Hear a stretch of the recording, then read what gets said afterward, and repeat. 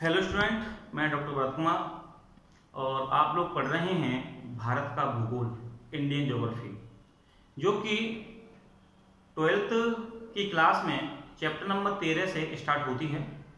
और हम लोगों ने इसमें 2 लेक्चर पढ़ लिए हैं। पहला लेक्चर था हमारा जनसंख्या का वितरण और दूसरा लेक्चर था जनसंख्या वृद्धि। आज हम लोग पढ़ेंगे कि जनसंख्या बढ़ने से, वृद्धि होने से कौन कौन सी समस्याएं उत्पन्न हो रही हैं और इन समस्याओं के उत्पन्न होने से क्या क्या परेशानियां आ रही हैं और इन समस्याओं का समाधान हम कैसे कर सकते हैं। तो जनसंख्या वृद्धि के प्रभाव या जनसंख्या बढ़ने के प्रभाव को आज हम पढ़ेंगे। तो जैसा कि मैं आपको बता चुका हूं और एक बार और हम देख लेते हैं कि 1901 में भारत की जनसंख्या 23.8 करोड़ थी। 1901 में भारत की जनसंख्या 23.8 करोड़ थी। यह बढ़कर के 1991 में 84.64 करोड़ हो गई। फिर 2001 में बढ़कर के 102.87 करोड़ और 2011 में यह जनसंख्या बढ़कर के 121.7 करोड़ हो गई, जो कि वर्तमान में आंकड़ों के अनुसार मिलती है।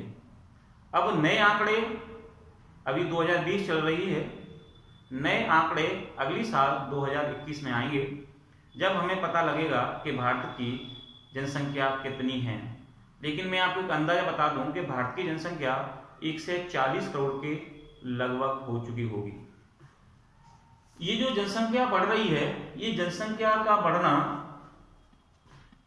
किसी भी देश के लिए लाभदायक तो केवल उनके लिए होता है जहां संसाधन प्रचुर मात्रा में होते हैं और जनसंख्या कम होती है। तो वहां अगर जनसंख्या बढ़ जाती है तो संसाधनों का सही ढंग से उपयोग हो पाता है और वो देश विकास कर लेता है। लेकिन ऐसे देश जो ऑलरेडी जनसंख्या ज्यादा है और खनिज संसाधनों की पहले से ही कमी है, तो अगर वहां पे जनसंख्या बढ़ जाती है तो वहां नई नई समस्याएं उत्पन्न होने लगती हैं। अब ये जो समस्याएं उत्पन्न होती हैं वो कई प्रकार से हो सकती हैं।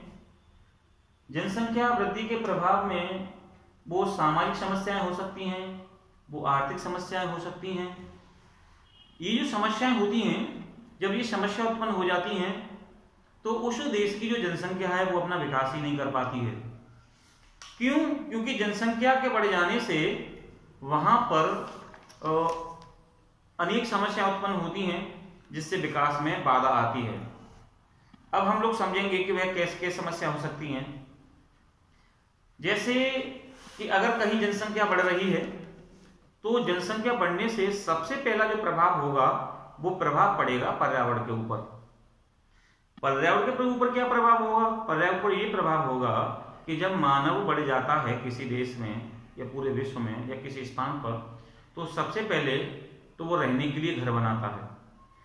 अब वो जहां घर बनाता है वहां हो सकते हैं पेड़ पौधे हों, तो उसको वो काटने पड़ेंगे।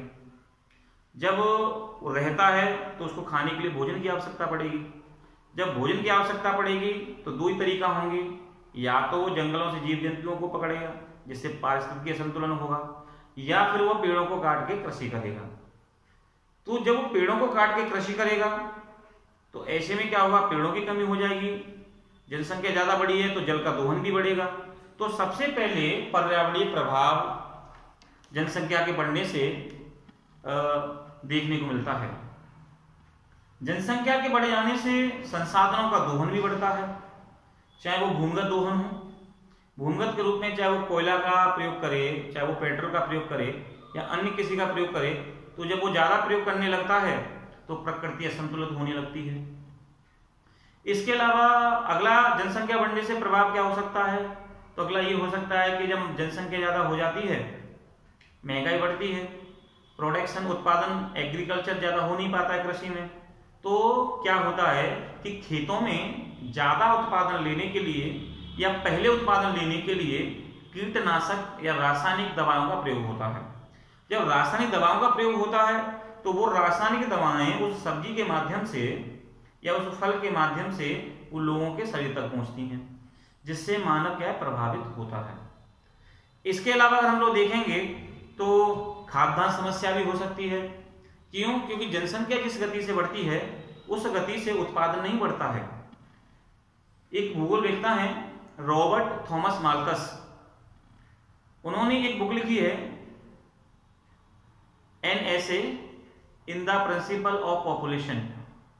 उन्होंने लिखा है कि जो जनसंख्या होती है वह ज्योमितीय दर से बढ़ती है, जबकि उत्पादन अंकगणित दर से बढ़ता है। ज्योमितीय का मतलब होता है जनसंख्या का कि 1 से 2, 2 से 4, 4 से 8, 8 से 16, 32, 64 ज्योमितीय दर। जबकि जो प्रोडक्शन होता है वो 1, 2, 3, 4, 5, 6, 7 इस प्रकार से बढ़ता है, क्योंकि हम ज्यादा अच्छे से करेंगे तो इतना प्रोडक्शन हो पाता है। लेकिन एक समय ऐसा आता है कि जनसंख्या बढ़कर के बहुत आगे निकल चुकी होती है, जबकि उत्पादन है वो बहुत कम हो पाता है। ऐसी स्थिति में वहां जनसंख्या विस्फोट की स्थिति पैदा हो जाती है। अगर आपका कभी क्वेश्चन आ जाए कि जनसंख्या विस्फोट किसे कहते हैं, तो आपका आंसर होगा कि खनिज संसाधनों या संसाधनों की तुलना में जब जनसंख्या अधिक बढ़ जाती है तो ऐसी स्थिति में जनसंख्या विस्फोट होता है। जब किसी देश में संसाधनों की तुलना में जनसंख्या बढ़ जाती है तो वहां जनसंख्या विस्फोट की स्थिति होती है। इस जनसंख्या विस्फोट की स्थिति से कई सारे देश गुजर रहे हैं या गुजर चुके हैं या गुजरने वाले हैं। क्यों? क्योंकि पॉपुलेशन ज्यादा बढ़ रही है, खाद्यान्न पदार्थ है नहीं, तो क्या होगा, वहां पे समस्या पैदा होगी, जिसे हम जनसंख्या विस्फोट कहते हैं। इसके अलावा अन्य भी कई समस्याएं हो सकती हैं, जैसे आवास की समस्या हो सकती है। नगरों में देखेंगे आप लोग कि प्रवास ज्यादा हो रहा है और वहां पे ज्यादा से ज्यादा रहने के लिए घर की आवश्यकता होती है, लेकिन जनसंख्या इतनी ज्यादा बढ़ चुकी है कि वहां पे आवास की अधिक समस्या है, या तो ज्यादा किराया देना पड़ता है या फिर शहर से दूर रहना पड़ता है। इसके अलावा पशु पक्षी जो होते हैं, इकोसिस्टम पारिस्थितिक तंत्र पर खतरा आ गया है, मानव बढ़ रहा है, जंगलों को काट रहा है, तो ये भी एक समस्या हो गई है। मानव के द्वारा नए नए प्रयोग करने से भी अनेक प्रकार की बीमारियां फैल रही हैं। जैसा कि वर्तमान में आप देखेंगे जो कोविड-19 है, ये कोरोना वायरस है, कई देशों का मानना है कि ये आर्टिफिशियल है, चीन के द्वारा बनाया गया है, और कुछ कहते हैं कि ये नेचुरल है, लेकिन इसकी वास्तविकता का अभी पता नहीं लगा है। लेकिन अगर वास्तव में मानव ने बनाया है तो आप देख सकते हैं कि आगे आने वाले समय में ये जो जैविक हथियार हैं वो कितने घातक होंगे। तो मानव की जनसंख्या बढ़ती है, मानव ज्यादा से ज्यादा प्रयोग करता है, तो ये भी एक समस्या का विषय बन जाता है। इसके अलावा वनों को काटा जा रहा है, वनों का प्रतिशत कम हो रहा है। जैसा कि हम लोग जानते हैं कि कम से कम 33% वन होने चाहिए, लेकिन वर्तमान में ये रेशियो घट रहा है। भारत में तो 21.84, भारत में 21.84% ही वन है 2019 की वन नीति के अनुसार।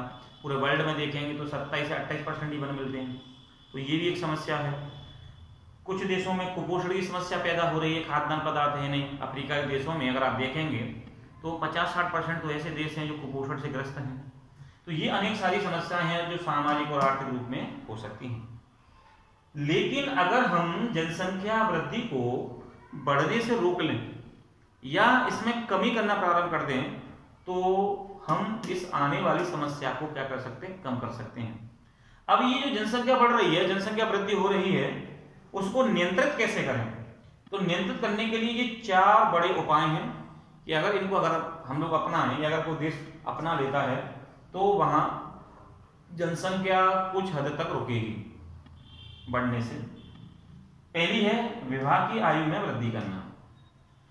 जैसा कि हम लोग जानते हैं कि भारत में पहले शादी की आयु 18 वर्ष थी लड़के की और लड़की की 16 वर्ष थी।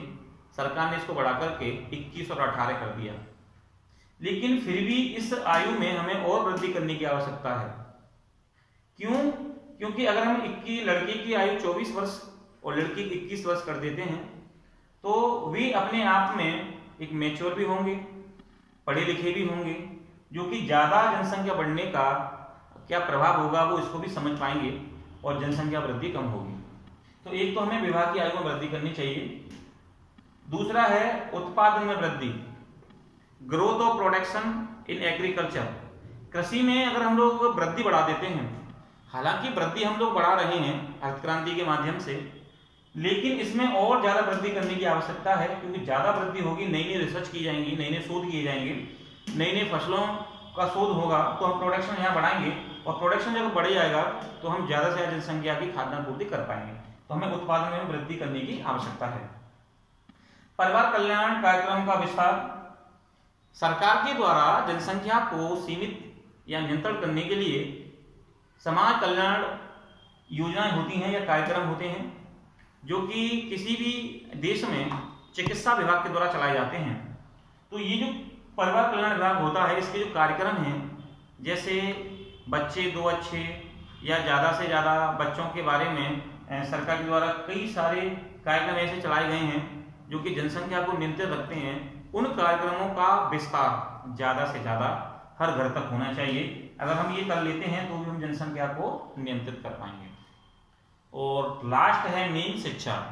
शिक्षा इन सभी का पहलू है जो इन सभी को समझ पाएगी। अगर इसको बढ़ा दिया जाए शिक्षा को, तो ये विभागीय आयु में वृद्धि, उत्पादन वृद्धि और ये तीनों अपने आप स्वतः ही बढ़ जाएंगी। तो शिक्षा में हम ज़्यादा से ज़्यादा बढ़ोतरी करें।